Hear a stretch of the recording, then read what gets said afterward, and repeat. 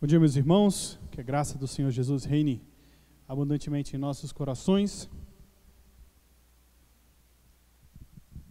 Nós dando sequência e continuidade ao nosso estudo a respeito de membresia e doutrina cristã,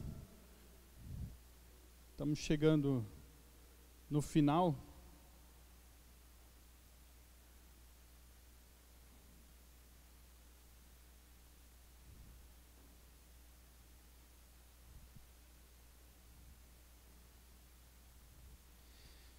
E nesse período a gente está falando, hoje, vamos continuar falando sobre a ideia da aliança do amor, sobre esse aspecto da...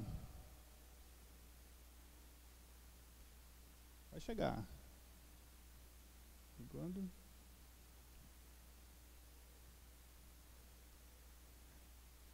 Vem aí, Vitinho. Faz mágica. Joia, hoje tem um conteúdo bem interessante, falar sobre a utilidade, ou como que a membresia, no caso, ela se manifesta, ou se mostra nas nossas vidas, de forma prática, quanto a gente estar vinculado mesmo a uma igreja, e como que isso nos traz alguns benefícios, algumas características sobre esse aspecto. Acredito que depois de todo esse semestre que a gente tem estudado sobre isso, a ideia da membresia já esteja ficando bem claro no coração dos irmãos, e esse tema, ou essa temática, já fica bem mais esclarecida. A gente começou dizendo que era um tema bastante difícil, o livro, e aí a gente, então, exatamente vai desenvolvendo isso para chegar em um ponto em que a clareza desse conteúdo, ele venha solidificado em nossos corações, e a gente, então, opa, beleza, agora eu já comecei a entender melhor isso daqui. Então, quando a gente passa a falar sobre membresia, a gente está colocando um aspecto de aliança, e a gente vê na Bíblia várias alianças que foram firmadas. E como eu comentei da última vez que eu dei a aula, falando sobre o que essa aliança implicava, o que ela significava para a gente, tá? Da ideia de que a aliança entre nós como membros, como pessoas, e a igreja como um grupo de pessoas. E aí, quando a gente fala igreja, entenda um aspecto que eu quero destacar, não é a estrutura, tá, gente? O prédio, mas quando a gente fala igreja, estamos falando de nós aqui. E quando eu falo sobre o indivíduo, estou falando de mim. Então, eu em relação a vocês e vocês em relação a mim sobre esse aspecto, contando ou pensando sobre a igreja. Claro que ela passa a ser organizada em diversas formas, e aí aqui nós como presbiterianos falando sobre o modelo representativo. Agora, pensar sobre esse aspecto da aliança, eu estou dizendo o seguinte, sobre três pontos principais aqui, a confirmação, na supervisão e na submissão, quando a gente está falando sobre a aliança. Então a igreja confirma e supervisiona a vida do crente. Ele fala o seguinte, você realmente é um cristão. Quando nós estamos aqui, quando o pastor Adriano até comentou sobre a profissão de fé, e quando ela é feita, nós estamos aqui então dizendo, nós confirmamos, a partir da sua pública profissão de fé, de que você é realmente um cristão. Nós confirmamos isso, e a confirmação é exatamente porque a salvação precede essa confirmação. Não é esse evento, esse fato, esse momento, ou o batismo em si, que vai salvar você. Não, ele está confirmando ou atestando que você é um cristão, tá bom? E aí passa também sobre o aspecto de supervisão, que é a continuidade desse processo. Ótimo, você é um cristão, nós confirmamos isso e agora nós vamos acompanhar você. Joia. E aí é o passo que o cristão, ele se submete a essa supervisão da igreja. Então, nós temos esses três pilares que eu posso assim afirmar a respeito desse aspecto sobre a aliança que é feita quanto ao aspecto da membresia, ok? Então vamos lá.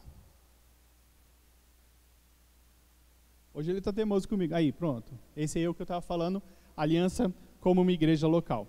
Aí a gente vai então pensar sobre a ideia da nova aliança e sobre esse alvará, como a gente já estudou do capítulo anterior, que fala sobre a questão da igreja confirmar, ou essa autoridade que foi outorgada por Jesus à igreja, para afirmar e confirmar este aspecto que eu acabei de comentar como um dos pilares sobre a ideia da membresia.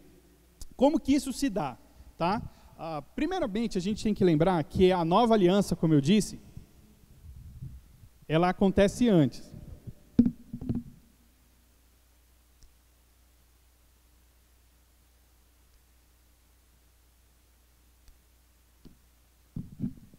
Joia. A nova aliança, ou seja, o aspecto de salvação, ele é precedido sobre a aplicação do alvará, ou da autoridade que Deus então tem sobre a igreja.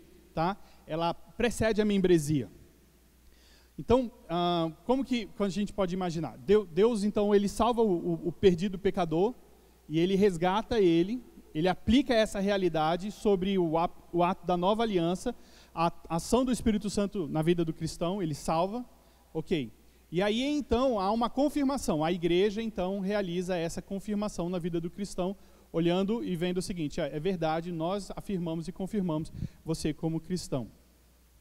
A gente vê esses dois aspectos no livro de Mateus, em Mateus 16, exatamente sobre o aspecto do alvará, quando a gente recebe a autoridade, e aí Jesus falando que a autoridade foi dada, aquilo que será ligado no céu, aquilo que será desligado no céu, na terra, ou aquilo que foi ligado na terra será ligado no céu, aquilo que foi desligado na terra será desligado no céu. Isso. E aí depois nós temos Mateus 26, sobre o aspecto da nova aliança, falando sobre a comissão de irmos, anunciarmos, de pregarmos, discipularmos e confirmarmos, ou seja, falarmos tudo aquilo que Jesus falou aos irmãos ali, Jesus falou aos apóstolos, e nós continuarmos ensinando tudo aquilo que ele falou. Então, aí a gente passa a observar esse conjunto, essa situação. Temos o alvará, a autoridade que foi dada, e a nova aliança, um precedendo o outro, mas andando juntos. E o último momento que eu vou falar aqui para os irmãos é como que isso se dá de forma prática, ou como que a gente vê isso de maneira bem no dia a dia mesmo. Como que a gente acabou de viver isso, mas eu vou falar um pouquinho mais sobre isso no final, tá?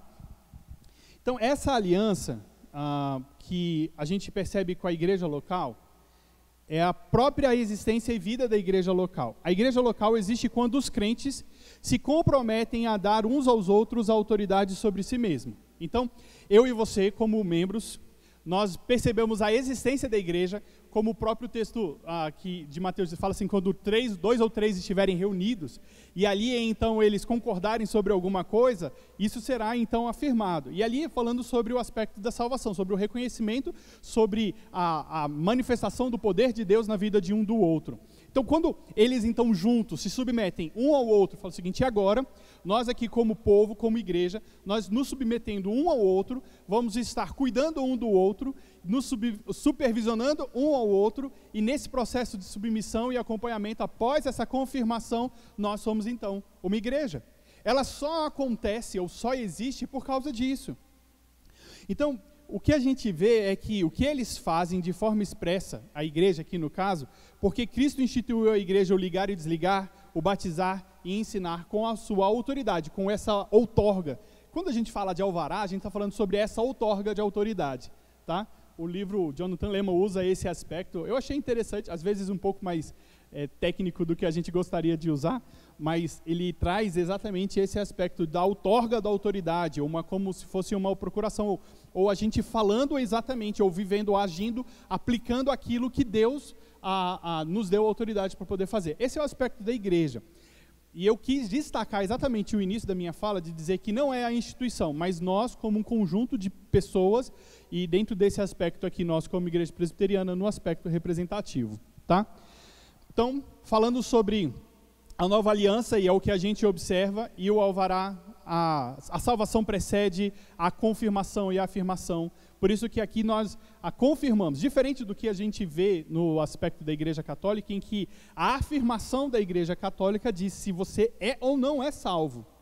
A gente aqui está confirmando aquilo que o Espírito Santo de Deus realizou na vida do cristão. Você, então, foi salvo pelo poder de Deus, e nós então estamos confirmando isso, ou verificando, afirmando essa realidade na sua vida. Tá bom? Ok. Agora, eu queria destacar algo aqui interessante. Vamos daí, Vitinho. Que é a ideia da aliança, ela é diferente de um compromisso. Vamos pensar um pouquinho sobre isso aí. O que um compromisso ele traz para a gente?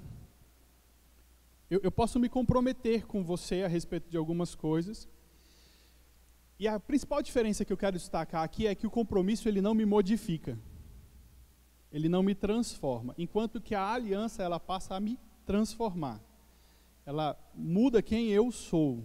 Porque para eu poder cumprir a aliança ou o pacto que eu estou fazendo com o outro, essa aliança e esse pacto, eu tenho então a necessidade de mudar algumas coisas, ou algumas coisas são mudadas em mim para que essa aliança ou este pacto possa ser confirmado.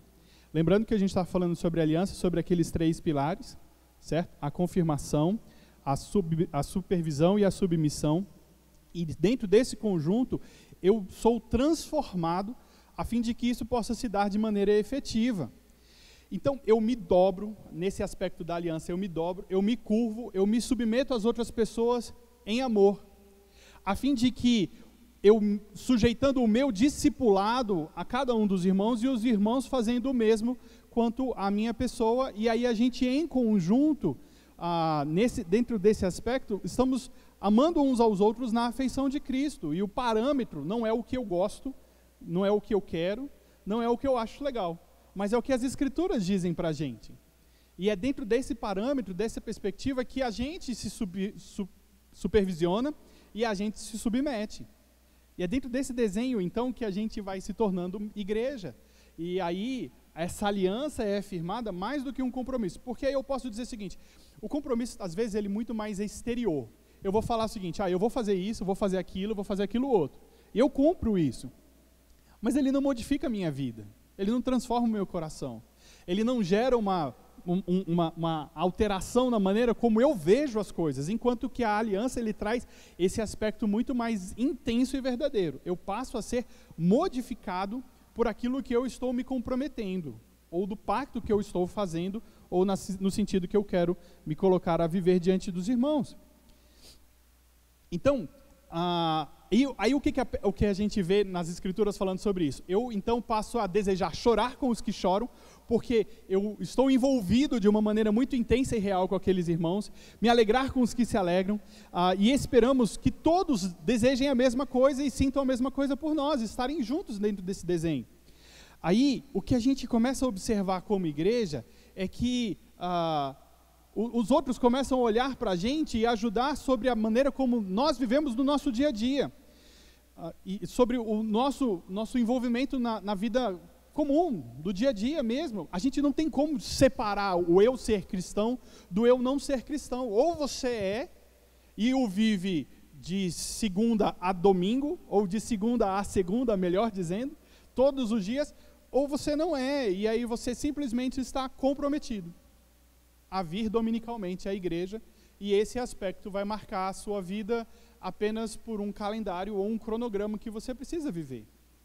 Dentro da ideia da aliança, isso transforma a sua vida, e as outras pessoas poderão olhar para você sobre o aspecto de segunda a segunda e perceber, você é um cristão de verdade porque vive aquilo que você professa, ou que você professou e afirmou, e a gente aqui acompanhando essa realidade na sua vida, vê que você tem aplicado ou tentado viver, buscado isso em verdade, sinceridade e retidão, de todos os dias da vida, todos os momentos.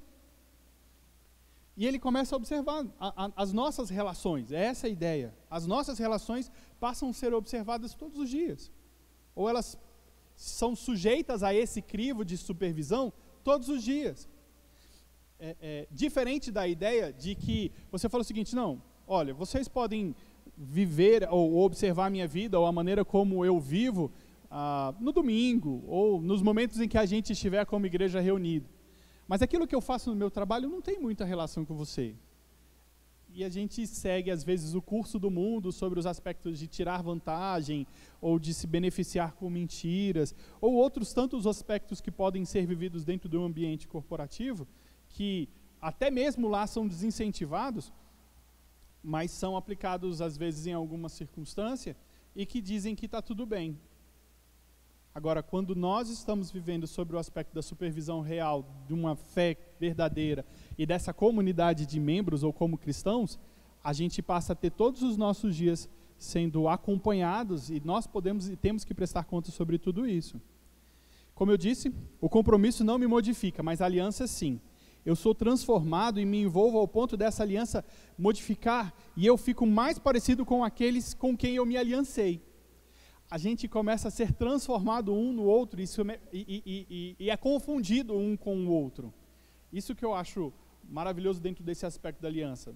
Nós somos então identificados como cristãos, porque eu não preciso concordar com tudo que os irmãos pensam, e os irmãos também não precisam concordar com tudo que eu penso, desde que a gente não esteja falando sobre o aspecto da palavra de Deus, porque isso daqui nós devemos ter um uníssono, e falarmos de verdade sobre esse aspecto aqui, e de concordarmos com o que Cristo disse. E é nesse ponto que as nossas divergências vão embora, porque assim, se eu tenho uma ideia A e você tem uma ideia B, e aí a gente fala o seguinte, beleza, vamos tentar concordar com o quê? Com o que a Bíblia diz. Então, às vezes, nem A nem B, mas aquilo que as Escrituras nos falam, e é isso que a gente deve aplicar e entender como sendo verdade, verdade do Senhor. Ok? Então, vamos lá. E aí, dentro desse sentido, pode passar aí, Vitinho. O que a gente tem? Esse vai ficar pequenininho, mas aí eu vou destrinchar todos esses 9 pontos aqui agora, e ele fala sobre essa aliança, ela modificar ou estabelecer o seu reino, e o reino no povo de Deus, sobre essencialmente esses 9 pontos, né? E esses 9 pontos, essas 9 características, elas vêm a agir e falar sobre os nossas relações, ou como isso pode ser aplicado no nosso dia a dia como igreja. E aí eu vou só citar os 9 aqui, e aí eu passo agora a explicar cada um deles. O primeiro é para identificar um povo consigo. Então, Deus usa as suas alianças para nos identificar para identificar um povo consigo mesmo, para distinguir este povo do mundo. Deus usa aliança para nos chamar à justiça, Deus usa aliança para nos tornar suas testemunhas, Deus usa aliança para exibir e compartilhar a sua glória, Deus usa aliança para identificar as pessoas de um povo entre si, Deus usa aliança para agir como um testemunho e um padrão para a prestação de contas, Deus usa aliança para atribuir responsabilidade a cada uma parte, e Deus usa a aliança para proteger o seu povo. Tá? E agora a gente vai falar sobre cada um desses pontos, e o primeiro deles é identificar-nos com Cristo. Deus usa a aliança exatamente sobre o aspecto para nos identificar com Ele. E olha como que isso acontece lá na antiga aliança, lá no Antigo Testamento. A gente percebe Deus se identificando com o povo ao ponto de modificar até mesmo a sua relação com eles, mudando os seus nomes. Abrão, né, foi chamado de Abraão. A gente vê de Isaac, foi chamado para ser Israel. Jacó foi chamado para ser Israel. E essas modificações, elas são fortes ao ponto de Deus, além de mudar o nome dele sobre o aspecto desse novo momento, dessa nova história, desse novo marco na vida deles, a passar então a identificar-se com eles. Quando em vários momentos nas Escrituras a gente vê Deus falando o Deus de Abraão, o Deus de Isaac e o Deus de Jacó. Não é só uma modificação do próprio indivíduo, mas Deus ser identificado como eles, identificado a partir deles. Ele falou o seguinte, quem é o Deus que você segue? Eu sirvo o Deus de Abraão, o Deus de Isaac e o Deus de Jacó. Esse mesmo Deus que ele infinito e sem precedentes, ou sem antecedentes, sem precedentes, quando ele afirma ali em Gênesis, falando com Moisés, qual é o seu nome? Como que eu vou te apresentar para este povo? Ele falou o seguinte, eu sou. A sua própria existência o define, ele concorda em ser conhecido pelo nome do povo que seguem ele, que o obedecem, que o amam. Então ele fala o seguinte, o Deus de Israel, ele passa a ser depois identificado como o Deus de Israel. E ali a gente começa a ver esse processo de identidade, ou de identificação deste povo. Deus, quantas vezes ele não fala nas Escrituras algo do tipo, tornar-vos-ei o meu povo e eu serei o vosso Deus? Ele ainda declara como se exclusivo e adverte a não fazerem alianças com outras nações. Ele ainda fala que prometeu julgamento a todas as nações, não só por pecados explícitos contra Deus, mas também contra pecados ou contra ações terríveis feitas contra a sua noiva, Israel. E essa sentença é proferida, mesmo quando aquelas nações são levantadas para serem instrumentos de juízo de Deus contra a sua própria noiva, elas não ficariam impunes por aquilo que estavam fazendo. A gente vê isso bem claro no livro de Abacuque. Aí, no caminho do Antigo Testamento, Deus começa e habita entre aqueles que colocam o seu nome. Ele habita com eles, faz aliança com eles, e enquanto eles abandonam aqueles que quebram a aliança, e por essa razão nós temos uma analogia muito forte com o adultério e a idolatria, juntando esse abandono ou essa quebra da aliança, ela é muito apropriada quando a gente vê isso nas Escrituras. E nós temos esse exemplo muito forte em Jeremias, em Ezequiel e muito mesmo em Oséias, ali uma realidade dessa quebra de aliança com o Senhor, tá? E aí agora a gente passa a olhar essa identificação no Novo Testamento. Deus se identifica com o seu povo, que está unido em Cristo, e que possui essa mesma identidade do próprio Deus, de quando eles são admitidos em uma igreja local, ser batizado, quando a gente fala em nome do Pai, do Filho e do Espírito Santo. Essa ideia da identidade, e aí a afirmação disso, é como se nós estivéssemos recebendo um novo nome, ou um sobrenome. Qual é o seu nome? Eu sou Rafael, cristão. E aí eu passo a ser identificado com essa realidade, ou com exatamente sobre esse aspecto de quem é o Deus, ou quem Deus sirvo. E nessa identificação eu passo a ser identificado com o Senhor. E ali, então, o que a gente percebe? A igreja local é onde Deus pretende identificar publicamente um povo consigo na terra. E aí a igreja reunida, e essa manifestação dos 3 pilares que eu comentei, principalmente agora o de confirmar, é essa identificação, essa maneira de nós dizermos o seguinte: nós somos identificados com Cristo, nós somos parte dessa família, somos parte dessa realidade, tá? Então aqui na igreja é um lugar onde Deus se identifica amorosamente com pecadores arrependidos. E essa aliança com a membresia da igreja local significa isso.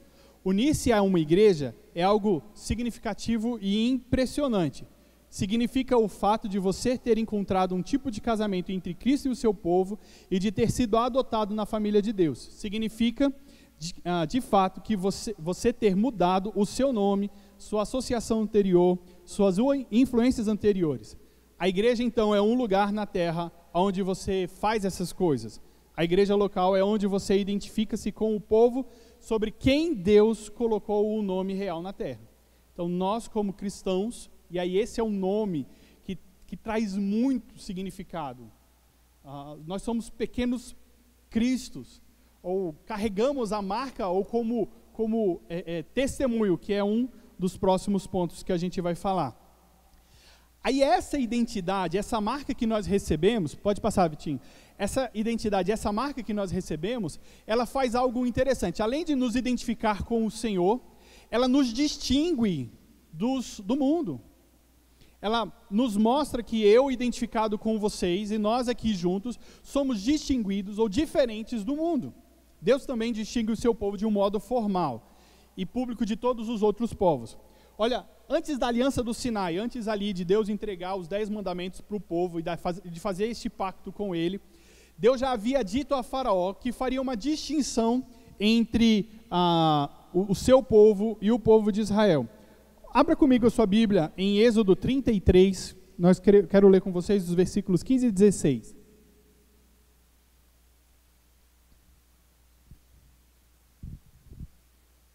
E vários sinais a gente observa que fazem essa distinção do povo de Israel ali no Antigo Testamento com as demais nações. Nós temos a circuncisão, o sábado que distinguia o povo da aliança.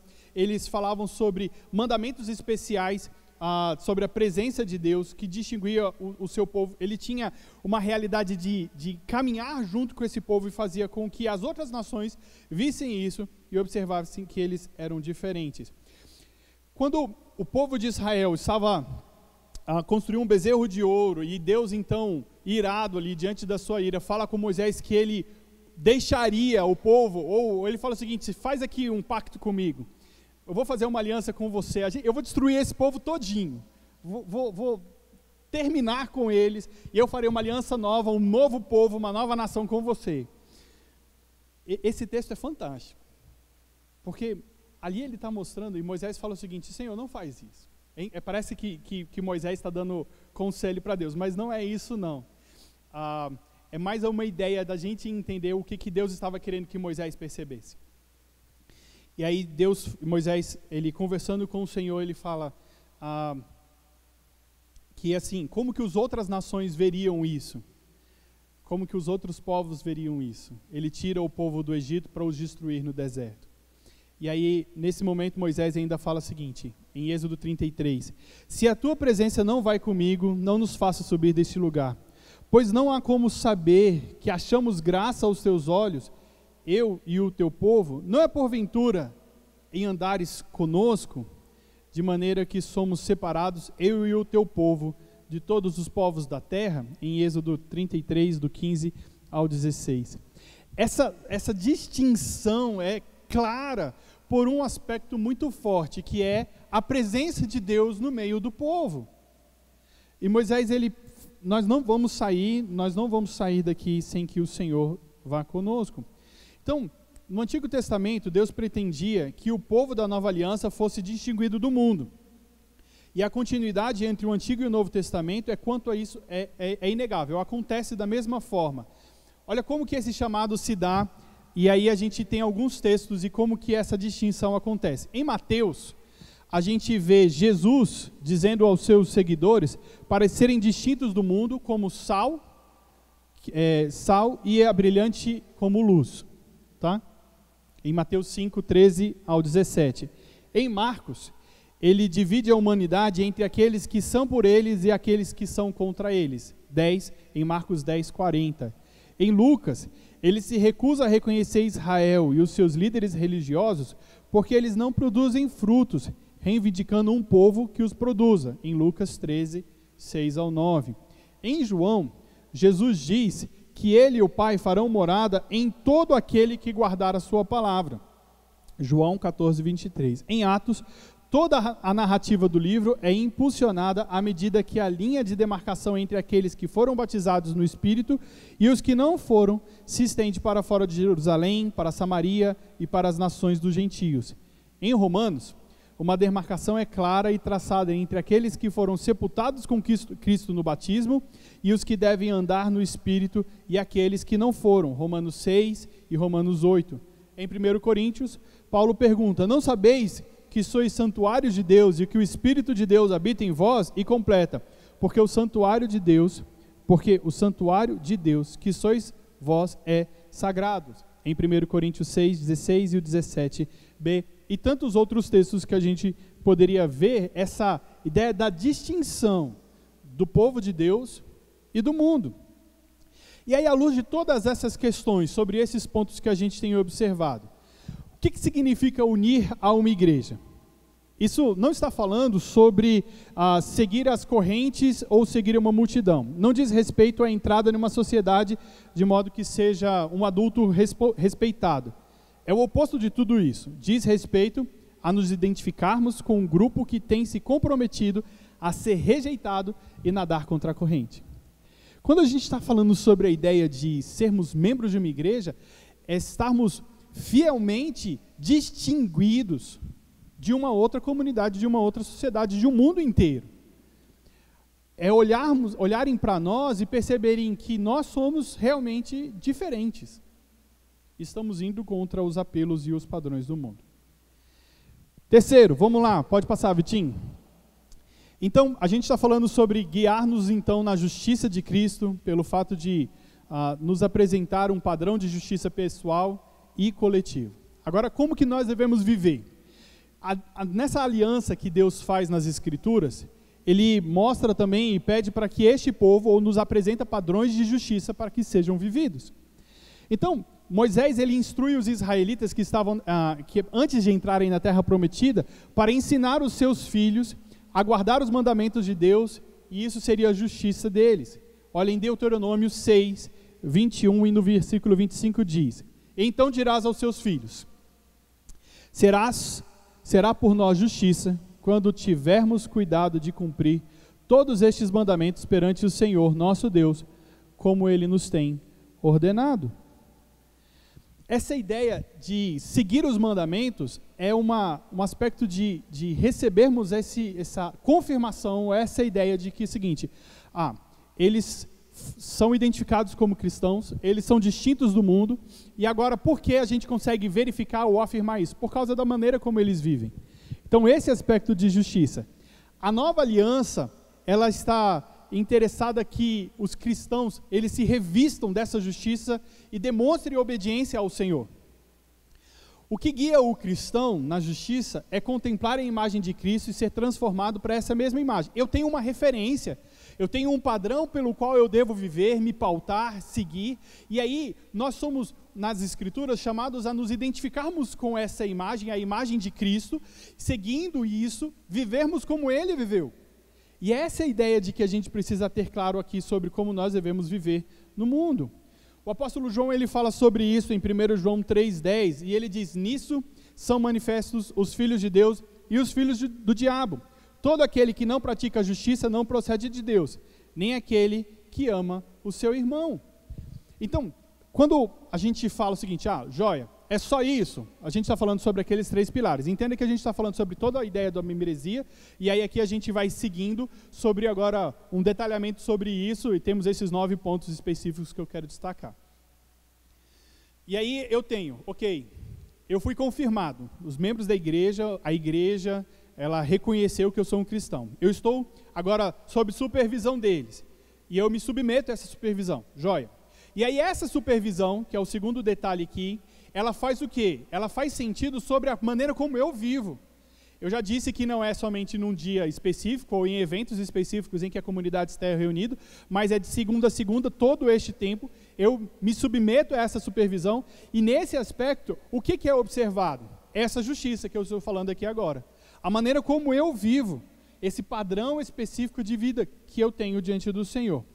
Então, quando eu me submeto, eu faço parte de uma igreja, eu estou assinando um juramento, eu faço um pacto. Nós então estabelecemos uma aliança de um por todos e todos por um. Abandonar a aliança significa disciplina como consequência. Assim como no caso de um desertor de um exército, assim é a aliança da membresia da igreja. Quando a gente está unido então nessa comunidade e unir-se a ela, então tem a ideia e o sentido de estarmos juntos um com o outro. E não é, como eu posso dizer assim, esperando ser servido sobre aquilo que você vai fazer por mim. Não, mas é estarmos juntos um com o outro e vivendo. Estarmos dispostos a abdicar de nossas próprias vidas, porque sabemos que devemos nos aliar a um grupo de irmãos e irmãs em uma guerra contra o inimigo comum. E aí a gente está falando do mundo, da carne e do diabo, tá? E dentro desse aspecto a gente vê a ideia de nos identificarmos com o Senhor. Beleza. O quarto ponto, essa aliança ela age então como testemunho para os descrentes. Olha que legal, a gente falou, eu sou identificado, eu sou distinguido, eu sou agora também, tenho um padrão de vida para eu poder viver, e tudo isso agora me mostra a ser um testemunho para os descrentes. Essa aliança, ela nos ajuda então a nos identificar com um povo distinto, permitindo então que tanto Israel quanto as nações soubessem quem estava desempenhando o papel de testemunha de Deus. E aí falando Israel, pensando na própria igreja, a igreja nessa supervisão identificando os membros específicos sobre esse testemunho, mas também os demais olhando sobre essa maneira de viver e eles então identificando essa distinção clara. Lembra lá de Gênesis 12? Quando Deus chama Abraão, ele está falando para ele o seguinte: então farei você uma bênção para todas as famílias da terra. Se tu uma bênção. E ele fala isso para quê? Para que todas as nações vejam. É muito legal e interessante ver o aspecto de como que Israel era organizado, ao ponto de fazer eu vou chamar assim, tá? Por uma palavra melhor que não me veio, se você pensar em uma palavra melhor, você me ajuda aí. Como se fosse uma propaganda daquilo que Deus faz no povo de Israel. A vivência de Israel ali, de Deus na vida, no meio de Israel, era publicidade para todas as outras nações, vendo como que Deus agia no meio de Israel. Eu falo o seguinte: aquele povo é diferente. Eu vejo bastantes distinções na vida deles. Olha o que esse Deus faz no meio desse povo e o que esse povo faz em relação a esse Deus. Abra comigo a sua Bíblia em Deuteronômio capítulo 4, e é um pacto aqui exatamente sobre como que Deus se relaciona com o seu povo. Deuteronômio capítulo 4.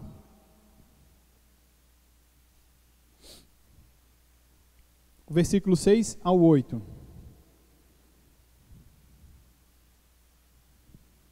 Eu vou ler aqui para todo mundo acompanhar e o pessoal que está vendo pela internet também. Deuteronômio 4, versículos 6 ao 8.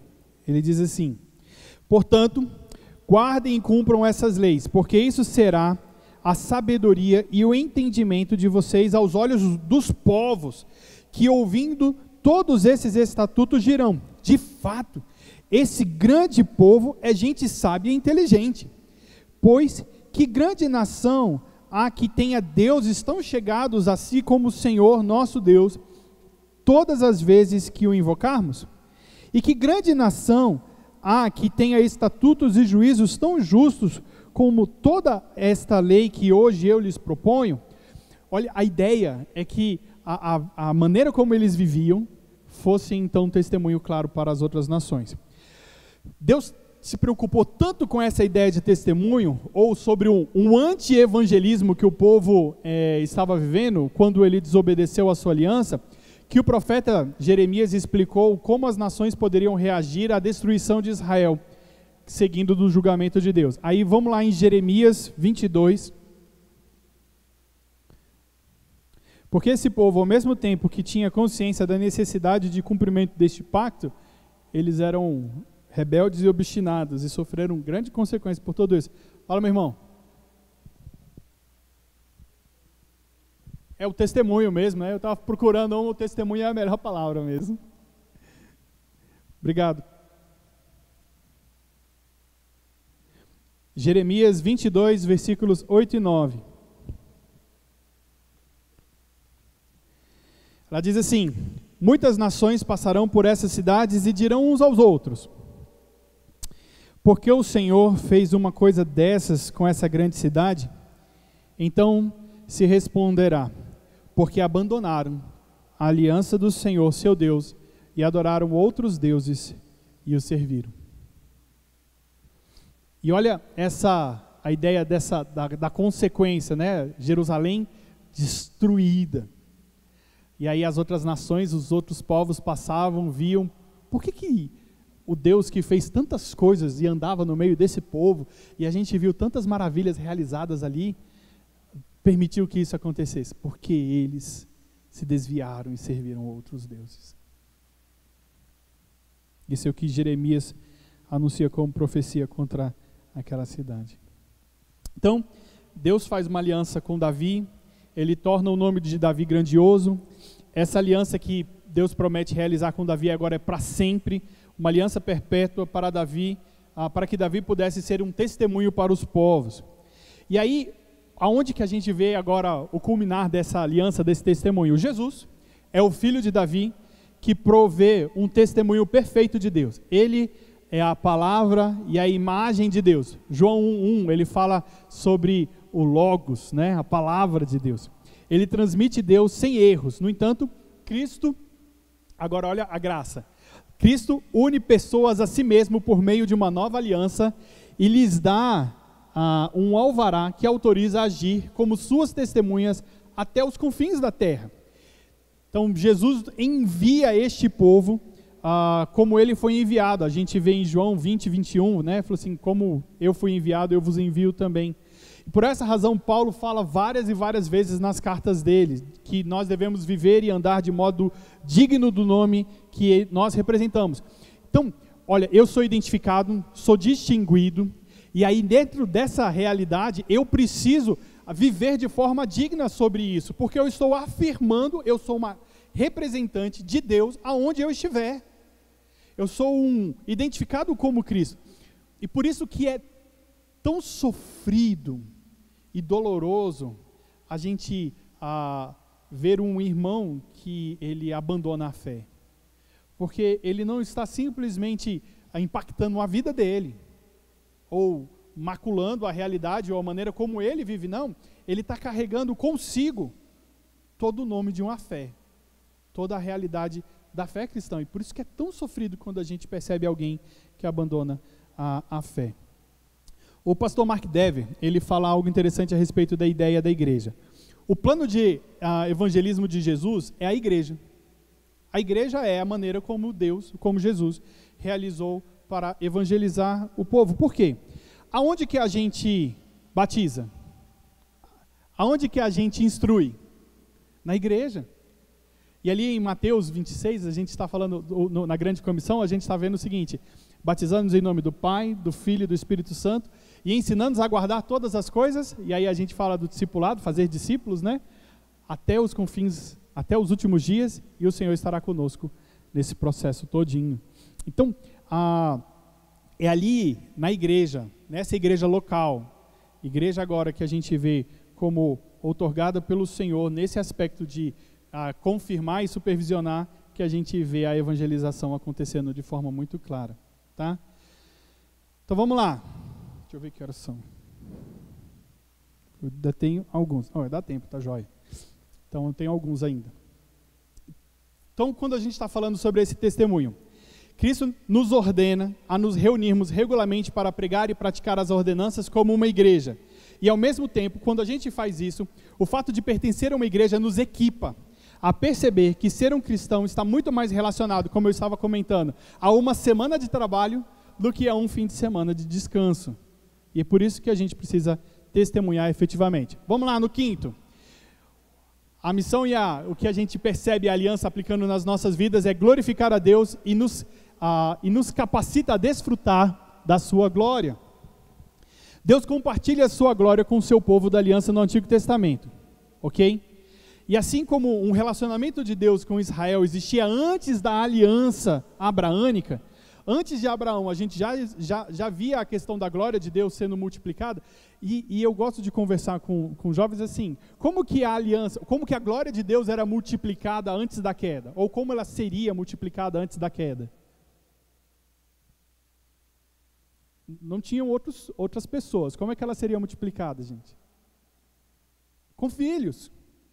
Na multiplicação, porque Deus fala para eles crescer e multiplicar. O Adão e Eva ali, eles tinham a imagem perfeita do Criador antes da queda. Então, na prole, ou nos filhos, a glória de Deus seria multiplicada. E ela seria, então, continuamente manifesta ali daquela forma. E aqui a gente percebe no Antigo Testamento Deus manifestando a sua glória de várias formas.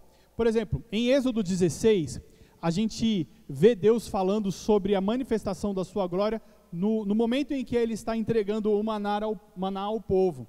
Ainda também em Êxodo ali, antes um pouquinho agora, no versículo 14, Deus manifestando a sua glória na abertura do Mar Vermelho. E esses textos, eles falam sobre o povo de Israel vendo a glória de Deus. E esse texto aqui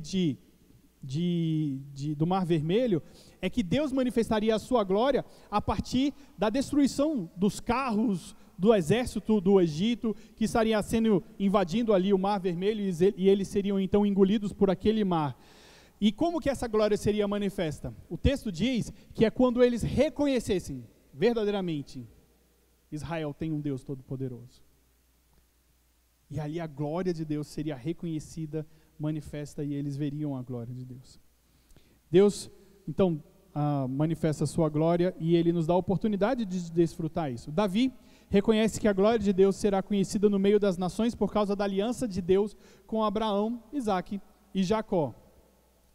E aí o que a gente percebe, como eu disse na ideia do testemunho, Israel trocou a glória do Senhor pela glória de ídolos. Nós temos, a história de Israel vai contando isso.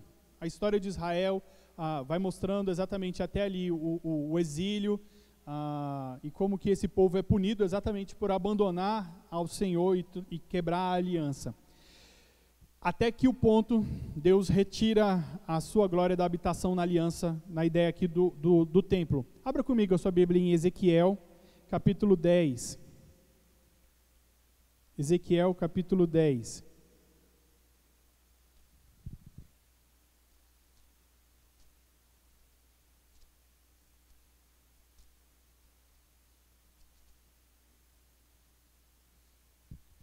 O versículo 4, depois o 18 e o 19. Ezequiel 10, 4. Então a glória do Senhor se levantou de sobre o querubim e foi para a entrada do templo. O templo se encheu da nuvem e o átrio ficou cheio do brilho da glória do Senhor. E o 18 e 19, ele fala assim: então a glória do Senhor saiu da entrada do templo e parou sobre os querubins. Os querubins levantaram as suas asas e se elevaram da terra à minha vista, quando saíram acompanhados pelas rodas, pararam a entrada do portão leste da casa do Senhor, e a glória de Deus de Israel estava no alto sobre eles. A ideia dessa visão e desse texto aqui de Ezequiel é mostrar exatamente a consequência do pecado de Israel e de que, como a aliança quebrada, Deus então retira a sua glória do meio do povo. Se a história parasse aqui, ela seria uma história terrível. Mas como nós estamos agora também lembrando do advento, do mês de dezembro, a gente vê então, de modo notável, Deus promete mais uma vez compartilhar a sua glória por meio da nova aliança. E o texto que nós lemos de Lucas aqui é exatamente a manifestação dessa glória de maneira muito real e verdadeira no meio do povo. E olha como que essa promessa se dá. Volta ali a sua Bíblia agora em Isaías 60.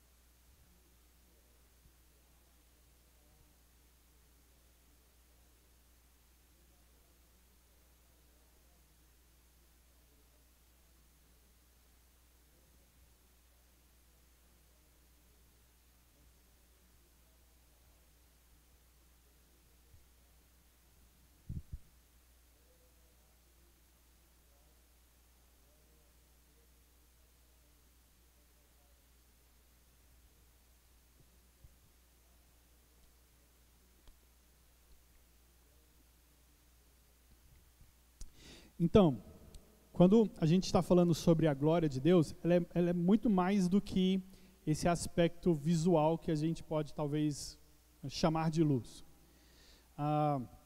No Antigo Testamento a gente via essa ideia, essa manifestação às vezes real.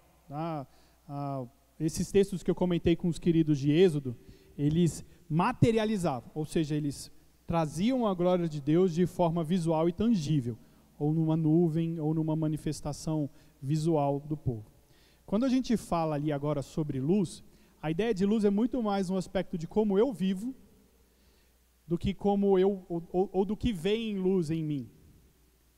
A ideia de luz, nesse texto que o irmão citou, é o meu testemunho. É como que as pessoas verão a mim. E não sobre uma manifestação visual, notória, de algo brilhante. A gente tende a, muitas vezes, tentar materializar alguns aspectos espirituais, porque é mais fácil, de verdade, eu entendo o seguinte, que é mais fácil a gente crer quando alguma coisa aparece. Mas por que a gente tem o nosso desafio de fé? Porque, olha, e o aspecto visual, ele não é menos, eu chamei mais fácil, mas assim, o povo de Israel viu tanta coisa, e como eu estou falando aqui o tempo todo, eles abandonaram a aliança, certo? A gente viu a maior manifestação da história, e nós muitas vezes amamos mais o pecado do que a Deus.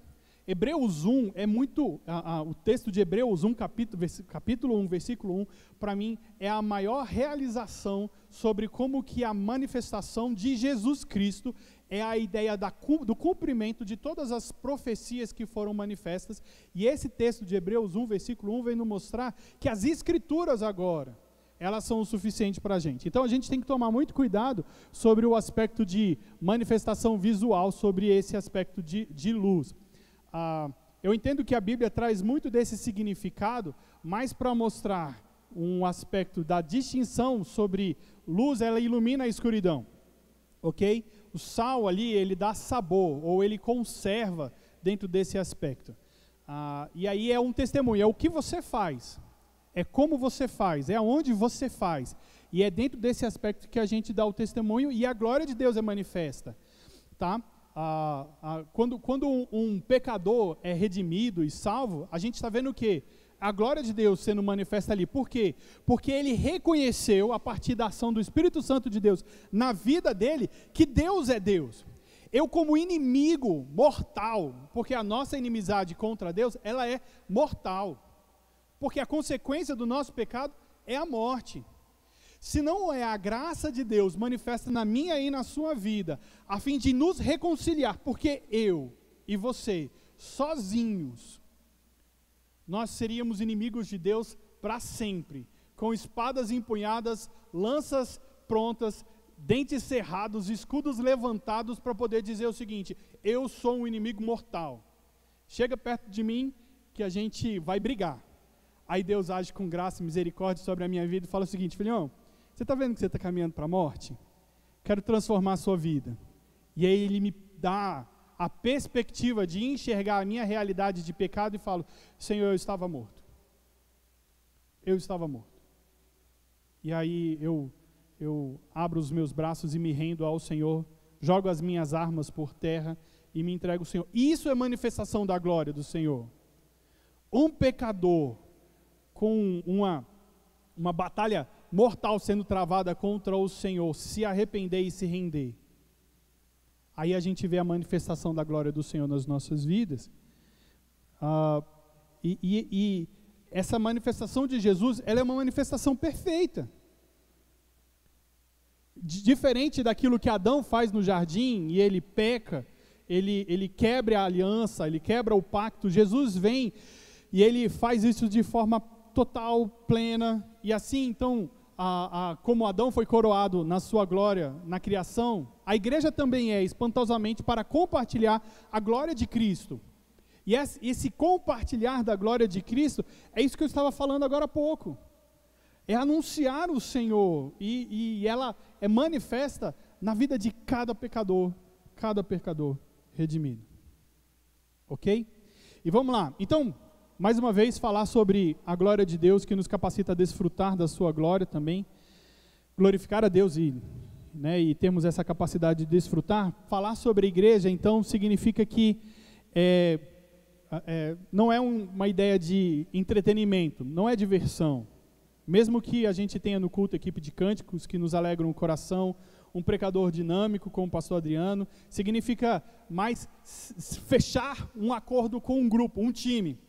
Comparecer para treinar, eu estar envolvido nisso, a disciplinar a minha mente e o meu corpo. Um dos textos maravilhosos que eu vejo o apóstolo Paulo falando que ele esmurrava o seu corpo, na ideia para disciplinar isso, né? No aspecto de abandonar o pecado, de lutar com isso, que era uma guerra interna profunda no seu coração. Disciplinar o seu corpo, para encorajar colegas do time que muitas vezes ficam zangados por causa do técnico. E aí, com qual o objetivo que a gente tem? Porque quando a gente está falando de um time junto, a gente tem um objetivo, certo? Vamos lá, um time, eu não tenho um time, então vou usar o seu, tá bom? Então vou usar o Palmeiras que ganhou a Libertadores, tá bom? Aí, alegrei o coração, né? Joia. O Palmeiras que ganhou a Libertadores agora tinha um objetivo muito forte, muito claro, e eles se empenharam durante toda uma temporada para quê? Disciplinaram o seu corpo, eles treinaram assiduamente, porque eles tinham um objetivo, né? Agora falta o Mundial do Palmeiras e eu vou torcer por isso, só para eu não ter mais que ouvir a musiquinha, tá bom? Não que eu torço pelo Palmeiras, mas eu vou torcer, pelo Mundial do Palmeiras eu vou torcer. Aí, o que ele fala? Sonhar com o prêmio. Qual que é o prêmio que a gente está falando aqui? O prêmio do Senhor que a gente tem é o grande troféu, a glória de Deus. A glória que Ele compartilha de modo notável com os seus filhos. Esse é o objetivo que a gente tem de, como igreja, estarmos empenhados no processo de disciplinarmos estarmos juntos, treinarmos um ao outro nesse processo de supervisão. A glória de Deus. Então vamos lá para frente. Vamos lá. A gente estava falando sobre identidade, e aqui a gente tem um outro detalhe ainda dessa identificação, tá? Nós estávamos falando sobre nós sermos identificados, Cristo, então nós somos identificados por Ele, nós somos distinguidos do mundo, nós temos um testemunho para dar, e aí a gente passa agora a identificar-nos como o povo de Cristo. Dentro desse desenho do testemunho e da glória de Deus, o que a gente tem? Opa, deixa eu voltar aqui, o meu foi avançado demais. No Antigo Testamento, não apenas identificavam Deus como seu povo, mas também permitiam que as pessoas do povo de Israel se identificassem umas com as outras. Aí é uma identificação interna, nós como um com o outro. No entanto, assim como a distinção entre os filhos de Abraão, aí a gente tem aqui falando de Isaac e de Ismael, podem identificar, a identificação da aliança também transcende a descendência biológica. E aí aqui que o negócio começa a ficar muito legal. Olha o texto de Romanos 9, abra para mim aí comigo, Romanos 9. Porque lá no Antigo Testamento, o aspecto ele era muito nacional, né? A gente tinha a herança vinda de um grande patriarca, de patriarcas, né? Abraão, Isaac e Jacó, e ali nós temos as tribos que foram então distribuídas dentro daquela questão, e essa nação era identificada com esse aspecto patriarcal, desse pai que era o pai de todos ali. E olha aqui que Romanos 9, ele nos fala, Romanos 9, do 6 ao 8. Então, não pensemos que a palavra de Deus falhou, porque nem todos os de Israel são de fato israelitas, nem por serem descendentes de Abraão, são todos filhos. Pelo contrário, por meio de Isaac será chamada a sua descendência. Isso é, não são os filhos da carne que são filhos de Deus, mas os filhos da promessa é que são contados como descendência. Porque a palavra da promessa é essa: por esse tempo voltarei e Sara terá um filho. Abraão teve no aspecto aqui 2 filhos, Isaac e Ismael. E o que a gente está falando é que 2 israelitas eram irmãos, sim, mas eles também eram algo mais, algo ainda mais ligado, mais unido, mais um do que irmãos biológicos. Quando eles estavam falando ali de 2 israelitas, eles tinham um quê a mais do que uma união biológica. E então, identificar-se com o Senhor é identificar com todos quantos se identificam com o Senhor. Gente, isso daqui é muito legal, porque a gente está falando sobre um aspecto de família da fé. Olha como a gente fala sobre nós aqui como igreja. Nós estamos falando que nós somos família da fé. E eu gosto do texto de Provérbios que fala que há amigos mais chegados que irmãos. Isso para mim é realidade de fé. Eu e você, como família de fé, nós temos um vínculo e um laço muito maior que o sanguíneo. Muito maior do que o sanguíneo. Nós estamos vinculados e identificados a uma mesma família. E sabe por quê? Porque Deus é supremo, a biologia não. E quando eu e você somos identificados com o Senhor, e você se identifica com o Senhor, eu me identifico com o Senhor, nós estamos formando uma identificação de povo, muito maior do que uma identificação familiar, sanguínea e biológica. É por isso que nós nos chamamos de irmãos. É por isso que quando a gente fala o seguinte, tudo bom, irmão? Porque nós estamos agora inseridos numa família que transcende o aspecto biológico. E o que eles compartilhavam? Eles compartilhavam uma salvação, uma herança, uma fé, um batismo, um divino Senhor da aliança. Então, quando a gente está falando sobre isso, todos aqueles que estão unidos a Cristo compartilham a sua identidade. Isso significa que os crentes compartilham a mesma identidade uns com os outros. Eu e você temos o mesmo sobrenome. Essa é a ideia. Quando eu faço parte da família, e aí essa família, gente, ela transcende esse universo que a gente está falando como Primeira Igreja Presbiteriana de Taguatinga. Por mais que aqui eu esteja afirmando que a igreja local é onde ela possui diretamente esse aspecto da supervisão, da confirmação, da supervisão e da submissão, porque é aqui onde esse aspecto pode ser vivenciado de maneira plena. Nós temos muitos outros irmãos, de diferentes nacionalidades, de diferentes cidades, e nós estamos, porque identificamos uns aos outros como povo de Cristo no Senhor, tá? Você percebe que aí, ser membro de uma igreja, ela rompe às vezes traumas no nosso coração, gerados por realidades familiares, porque aqui você tem uma família que deseja te amar, cuidar de você, supervisionar o seu crescimento cristão, e aí dentro desse universo familiar que nós construímos aqui, nós mutuamente cuidamos uns dos outros, e é o que eu vou falar agora, que ele nos ajuda a viver uma vida cristã no meio de prestação de contas dos irmãos e irmãs na fé. Eu gosto muito desse aspecto de prestação de conta, porque você não está vivendo sozinho, e a gente precisa, de uma maneira, aplicar isso mais intensamente, porque por mais que você esteja inserido dentro dessa realidade de família de fé, identificado uns com os outros aqui, nós temos uma dificuldade, muitas vezes, de ouvirmos o puxão de orelha que nós damos aqui dentro, ou recebemos aqui dentro também, por causa da falta do terceiro pilarzinho que a gente estava comentando ali, dentro do aspecto da membresia, que é a submissão. Ao mesmo tempo que a gente confirma você como cristão, e aí a gente aqui, eu estou falando nós como igreja, tá? Nós então nos empenhamos sobre o aspecto da supervisão, mas para que isso dê certo, você tem que se submeter a esse desenho todo. E isso daqui, quando a gente está falando sobre prestação de contas. Olha o Deuteronômio 31, 26, ele nos traz um texto bem legal, e ele diz assim: a aliança de Deus não somente articular, aqui, tornai-vos, eu vou falar do Deuteronômio 31, 26, tomai este livro da lei, ponde ao lado da arca da aliança do Senhor vosso Deus, para que ali estejam testemunho contra ti. A aliança de Deus não somente articulava quem entre as nações era testemunha de Deus, mas também agia como testemunha pública, um testemunho ou um registro para o próprio povo de Israel. Por isso, Moisés ordenou aos levitas, como eu disse aqui, para pegar o livro, colocar do lado da aliança, para que seja testemunha sobre o aspecto do povo. A ideia aqui é de que estivessem confrontando as condutas. E aqui, esse desenho aqui do item 7, ele é um ponto muito forte sobre a ideia da submissão, tá? Então, esse testemunho tornou-se padrão pelo qual as partes envolvidas na aliança prestavam conta umas às outras. É assim, como que você está vivendo a sua vida sobre esse e aquele aspecto? E dentro desse desenho de prestação de conta, nós precisamos ter isso vivenciado diariamente. Olha como que isso era sério.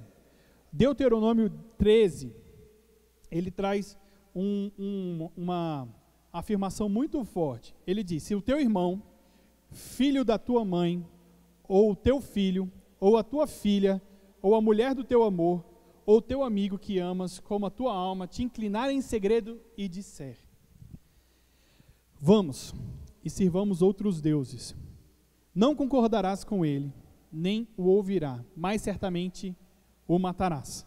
A tua mão será a primeira contra ele para o matar, e depois a mão de todo o povo. Olha só, é muito sério o que Moisés estava trazendo para o povo ali em Deuteronômio sobre esse aspecto, e exatamente sobre a ideia deles abandonarem a aliança. Dentro desse desenho deles, então, muitas vezes intentarem abandonar a aliança, era de que isso era muito grave, porque eles precisavam, dentro desse desenho de prestação de contas, cuidarem uns dos outros para que houvesse fidelidade dentro do povo, houvesse fidelidade entre a aliança deles. E essa aliança precisava ser preservada até mesmo contra aqueles mais próximos. Mais próximos. Quando eu estava falando ali dos laços sanguíneos, né, a gente ia entender que eles são muito verdadeiros aqui. E aí essa prestação de contas, ela é muito enfatizada também no Novo Testamento. Repetidas vezes, cuidados com membros da igreja devem apresentar o maior cuidado do que com as pessoas de fora. E como que isso aparece aqui? Tá? Vez após vez, cristãos são orientados a ajudar e manter um ao outro fora da zona de perigo e levar as cargas uns dos outros. Olha o que o apóstolo Paulo fala em Gálatas 6. Irmãos, se alguém for surpreendido em alguma falta, vós que sois espirituais, corrigi-o com o espírito de brandura, guarda-te para que não sejas também tentado. Levai as cargas uns dos outros, e assim cumprireis a lei de Cristo. Então, quando eu me associo a uma igreja, concordo que você ajude a me supervisionar no meu discipulado cristão, e eu ajudarei a supervisionar o seu. Se ambos falharmos, a gente vai ter a oportunidade de dizer: você se comprometeu a cuidar da minha alma.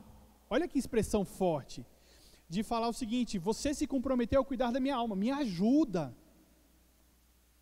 Porque o que a gente está colocando aqui é precioso demais. Então, pertencer a uma igreja significa comprometer-se com um grupo de pessoas que me chamará para prestar contas. E é esse o desenho aqui que eu estava falando, que muitas vezes a gente precisa fazer mais intensamente. Quem são as pessoas, ou aqueles que você tem aqui dentro da igreja, que são aqueles que estão supervisionando a sua caminhada de fé e o seu crescimento? E eu não estou falando somente de nós, pastores, ou dos presbíteros, mas nós como igreja todos somos responsáveis por esse desenho, por esse aspecto. E você chegar e ter um amigo de fé e caminhada e dizer para ele o seguinte: olha, eu preciso da sua ajuda hoje. Por quê? Porque eu estou com essa dificuldade aqui. Você me ajuda nessa supervisão? Ou ele ainda, mesmo que você tenha se distanciado um pouco dentro dessa caminhada, falar o seguinte: vem cá, eu quero conversar contigo. Como que você está na sua vida de jornada de fé com o Senhor? Como que são as suas disciplinas espirituais? Como que você tem caminhado nisso? Essa é uma responsabilidade mútua de todos nós. E aí a igreja vai crescendo. Porque, aí é o próximo ponto, nós nos tornarmos responsáveis por crentes específicos. Tá bom? A aliança também especifica a responsabilidade em várias partes, em várias áreas envolvidas. Na antiga aliança, por exemplo, o que a gente vê? Deus instruiu Israel para circuncidar o coração. Eles eram responsáveis ao que parece, de produzir corações generosos que amassem a Deus e obedecessem aos mandamentos. Na nova aliança, por outro lado, Deus assumiu essa responsabilidade. Em Jeremias 31:33, Deus diz que Ele colocará no coração deles as leis, imprimirá, sobre a ideia de que eles não conseguiriam esquecer. Enquanto que aqui a gente ainda tem, na antiga aliança, né, a ideia de que eles precisariam cumprir, agora as leis seriam impressas no coração desse povo. Tá? Então, além de uma questão de responsabilidade, ela também diz sobre quem são os envolvidos dentro desse processo. E aqui nós estamos envolvidos dentro desse processo para poder cuidar dessa supervisão. Como eu já estava falando, presbíteros têm supervisão sobre o corpo, né, e a gente está falando dos presbíteros docentes e regentes, e assim mantém a prerrogativa de liderança. Entretanto, não se pode negar que qualquer que seja o sistema de liderança, aqui a gente falando do nosso representativo, cada membro da igreja é responsável por restabelecer as questões de disputa. Mateus 18.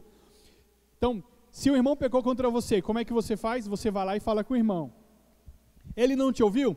Vai lá e leva mais um. Não te ouviu? Vai lá e leva para o conselho da igreja, que é o aspecto aqui. Ele não ouviu nem o conselho? Aí a gente vai e traz aqui para a igreja e mostra que ele era um pecador que não se arrependeu do seu pecado e considerá-lo como um gentio, tá? Então, tornar responsável por crentes específicos aqui também. E por último, dentro desses 9 pontos, o que a gente tem? Ele nos protege, essa aliança nos protege do mundo da carne e do diabo. E o que a gente tem dentro desse desenho? A aliança de Deus no Antigo Testamento proporcionava proteção para indivíduos israelitas, tanto contra perigos naturais quanto sociais, incluindo o próprio abuso de autoridade. Tá? Então, a nova aliança agora também proporciona igualmente diversos níveis de proteção. E aí eu queria citar 5 aqui que ele traz para a gente. Primeiro, ele promove proteção contra a ira de Deus, porque o pecador é perdoado. Tá? Porque o pecado é perdoado. Segundo, ela protege a alma contra aqueles que podem prejudicar somente o corpo. Toda a proteção prometida nos Salmos se torna essencialmente do cristão, apesar de numa nova forma reconstituída dentro do desenho. Terceiro, ela nos protege de nós mesmos e da nossa incapacidade de cumprir as exigências da antiga aliança. Quarto, ela protege o cristão da escravidão do pecado, uma vez que o pecado não mais tem domínio sobre ela. E quinto, ela acolhe o cristão em um domínio onde a autoridade é exercida para criar em vez de roubar, para edificar em vez de devastar, o que significa que os cristãos podem conhecer a proteção do povo de Deus. E aí, quando a gente está falando sobre membresia, e aqui pertencer a uma igreja, significa se identificar com o Filho de Deus, com o povo de Deus, e assim dispor dessa proteção específica. Quando nós estamos juntos aqui, e nesse cuidado que nós exercemos um sobre o outro, nós temos essa proteção vivida e apreciada. E por último, para eu poder terminar hoje, já está faltando um minutinho ali só para eu poder terminar. Dentro desse desenho tudo, como que isso se torna visível? Como que isso acontece? E esse invisível aqui então se fazendo visível. Como eu disse lá no início, a salvação ou a ideia da nova aliança, ela precede outorga ou essa confirmação do alvará que Deus deu à igreja para que ele pudesse exercitar. Ok? Mas olha só, a gente precisa perceber dentro desse desenho que essa nova aliança ou essa salvação, ela é silenciosa. Eu não consigo sentir ou perceber isso de forma real e concreta na sua vida, a não ser quando a igreja tangibiliza isso a partir do momento do batismo e aí também, sequencialmente, pela então poder participar da Santa Ceia. Todos esses compromissos ou essas afirmações a gente percebe num voto de casamento, a gente percebe isso no sangue dos israelitas ali, quando eles faziam os sacrifícios. Agora, aqui quando a gente está falando, a gente não consegue, o Jonathan Leman traz a ideia aqui de cheirar os laços que unem o indivíduo a Deus. Nós não podemos ver, ouvir ou cheirar. E aí a gente precisa de um momento específico em que essa realidade é tangibilizada. E quando que a gente faz isso? E quando que isso se manifesta? A partir do batismo e profissão de fé.